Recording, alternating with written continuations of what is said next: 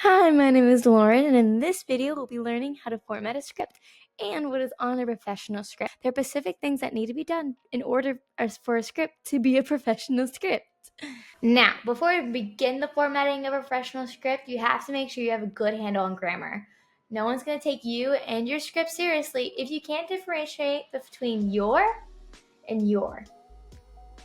When script writing, there is particular spacing for dialogue, action, etc. As you can see in this script, there's a lot of spacing. All scripts must have a certain inch margin.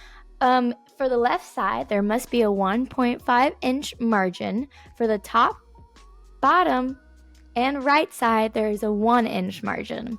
For character names, there's a 3.7 inch margin. And for the dialogue, there's a 2.5 inch margin. Now that's way too hard to remember and way too specific to easily get wrong all the time. To combat that, I use the script writing software. As you can see, there's also specific font and font size for scripts. This is going to be 12-point Courier font. Now let's go ahead and get into what action, dialogue, scene, and others are in a script and how each should be used. Now, each script starts off with the fade in on the top left-hand corner.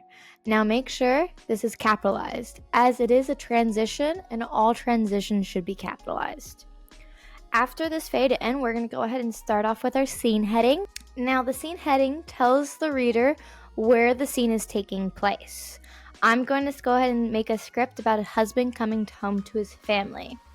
Before we start with our scene heading, make sure that it is again capitalized, just like our transition. I want the script to start right when the husband walks into the house. This means I'm going to start the script inside. So I'm going to go ahead and put INT period, meaning interior.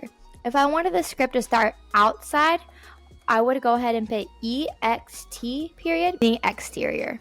After interior, we must specify where the characters are. I'm going to space, foyer. Now, we also must put in the time the scene takes place. So since he's just coming home, I'm going to go ahead and put after our where it takes place, I'm going to put a dash, and I'm going to type in evening. You can also make it day, night, again, evening, or morning to specify when this scene is taking place. When a character is going to a new place, you must make a new scene/scene heading.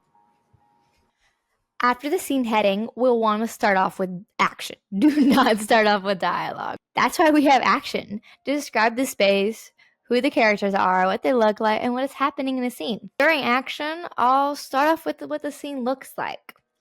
Once I explain the setting, I will introduce the character. Let's call him Jack. I will be capitalizing his name. I'll also write how he enters through the front door, putting his work bag down. A good tip is to make sure your action stays at 5 lines per paragraph, not sentences, lines. Now it's dialogue time! Before we even start with dialogue, we have to make sure we let the reader know which character is speaking. So I'm going to press enter, tab and cell text, and I'm going to go ahead and type in Jack. I'm home. Easy peasy, right? After Jack says he's home, I'm going to have his wife, Jessie, talk to him from the kitchen. But the thing is, Jessie will not be on screen. Let the reader know this, I'll use a parenthetical.